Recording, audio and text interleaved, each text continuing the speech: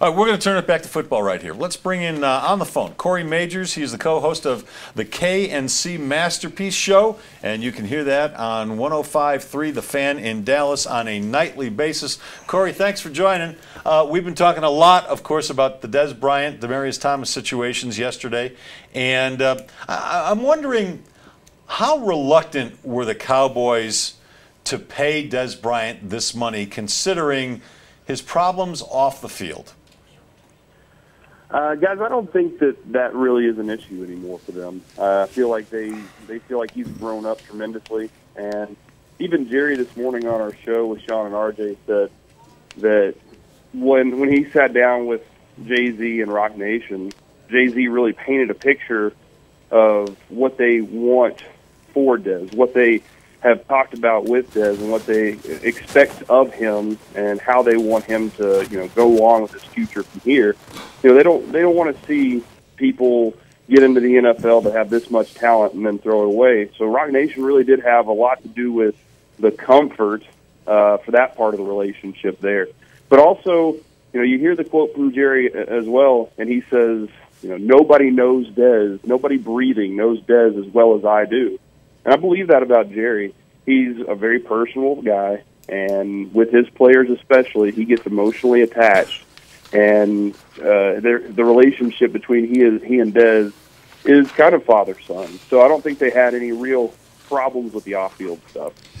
Cory, this Woody, I think Dez would be worse off since Floyd Mayweather claims he's now going to be a player's agent. That would be a worse situation than this. Yeah, I'd go with But you brought up something interesting. I think that Jerry Jones and Dallas has become sort of Boys Town. They should move the franchise to Omaha, and Father Flanagan should come in. But and all the guys they drafted and have signed. But it seems to me that Jerry has adopted both Dez Bryant and Tony Romo. That it's like he says to the coach, whether it's Wade Phillips or the situation now, he says, these are my guys. Let me take care of them. And would that be somewhat true, or am I totally off base on that, Cory? You got a good point there, Woody, but the fact is they're both talented, too. So the amount of talent that Tony Romo has, I mean, you see his statistics, whether or not you believe they're empty, like a lot of people do because of the lack of wins and playoff success. He's still a talented quarterback, and he's done a lot, without, aside from T.O., he really never had another receiver like that until Dez came along. And with Dez, the relationship there, I think he felt like he kind of had to be a father figure, but that kind of goes back to, the way he saw Troy and Michael and Emmett. His relationship with those guys was very similar to that as well. And when he looks at these guys, he says, y'all are my superstars. Y'all are the brand for this era of the Cowboys. So for us to be able to, sell the tickets, be in the spotlight, move that needle like the Cowboys do, those faces really do matter. He saw the era of Chad Hutchison and Clint Sterner and a bunch of guys that were no names, and how that really didn't make that much of an effect. But whenever you have superstars, it really does. So he does kind of take them on a little bit, but Jason Garrett loves the players too, and you can't deny Dez's athletic ability. So he's Cory Mageors from 105.3 The Fan in Dallas, and our guests appear courtesy of Papa John's. Better ingredients, better pizza. Papa John's. Cory, a year ago, last summer, I remember talking to a well-known analyst of the Cowboys from your part of the world, and he very diplomatically told me when I asked, hey, the Cowboys are always 8-8. Are they going to be any better, any good in 2014? Very diplomatically said, the 2014 Cowboys might be the worst Cowboys team in history.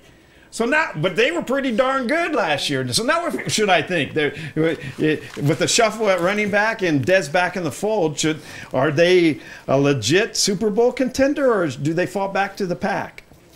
And that was, and if you go back and look at my prediction, I said a 10-win season for the team. And I was one of two media members in Dallas that said that, and the other media member in Dallas said it as a bit.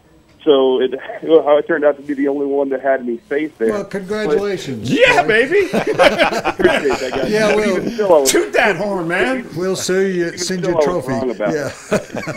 but no, with the team last year, there were a lot of unknowns going into the season, and that's always a difficult thing to predict. Is what are the unknowns? You know, nobody knew what Rolando McClain was going to bring to the team, and when he came in, he just brought a physicality that the team hadn't had on the defensive side in a long time. They still had no pass rush, but Marinelli was able to create something, and Marinelli created a very strong group with that defensive side too.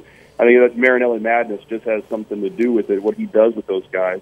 The offensive side, there was a lack of faith in them committing to the run, because years before, Tony Romo would check out of a play and throw it quickly. But because of his back, he knew what his limitations were throughout most of the season, and Jason Garrett said, we have to protect you. And Scott Linehan, a lot of people say Scott Linehan went against what he typically did, but what Scott Linehan did in Detroit, if you watched Reggie Bush and Joyce Bell that last season he was in Detroit, he ran the ball a lot with that team. And so what they did when they came down here, he said, I'm going to commit with DeMarco Murray, and that forced a team to make a decision with the safety, with Dez, with DeMarco, and that's when Tony Romo was able to cut people up a little bit. So nobody really knew what the team was going to be last year. There were a lot of people down because of the defense the year before, and I think the physical nature came back. Jason Garrett finally has a grip on what he wants this team to be. He has the right leadership in the locker room, and I think that offensive line, when they did what they did against Seattle, that's when people started to believe last year, because they said if the offensive line can line up and say, we're going to do whatever we want, no matter what you do to us, that's whenever everybody started to believe this team was a contender last year. Corey, who's the star of the KC Masterpiece barbecue show in Dallas. Thanks, buddy. Get your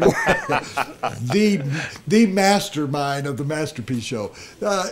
You just brought up Jason Garrett. Is he dictator for life now? I mean, at what point dictator? There's only one dictator in that. I know, but Jason Garrett is, he's survived. There are mines exploding all around him, and he manages to hang in there. I mean, is your faith in Jason Garrett such that you say, this is a guy that I want, that I think can lead my team to the Super Bowl? Not that it's your team. I've been in Dallas for all my life.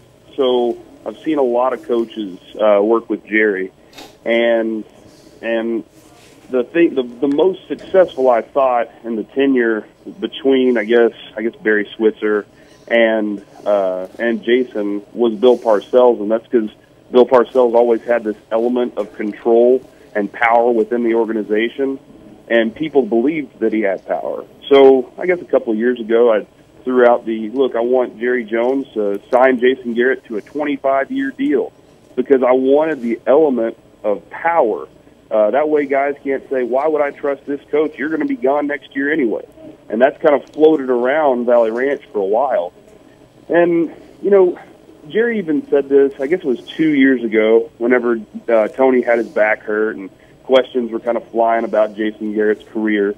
And he said, we hired this guy knowing that there was going to be a curve, that he had a learning curve he was going to have to deal with.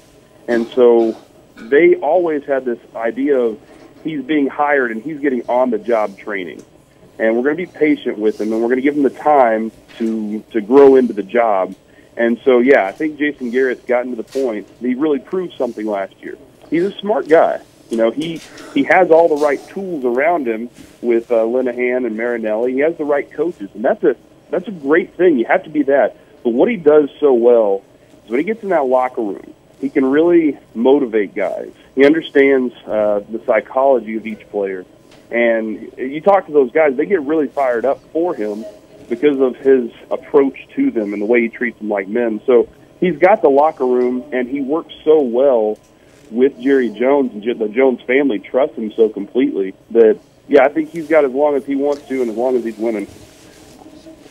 Corey, it must be, if you're looking for a partner, I'd love to come to Dallas. You've had a summer for July to be such an off off time in sports talk radio or television or newspapers, with DeAndre Josh Jordan. Hamilton came back, first of all, to the Rangers. Then you have Jordan, the situation, the Dez Bryant thing, Mark Cuban getting into it with what happened on Jordan.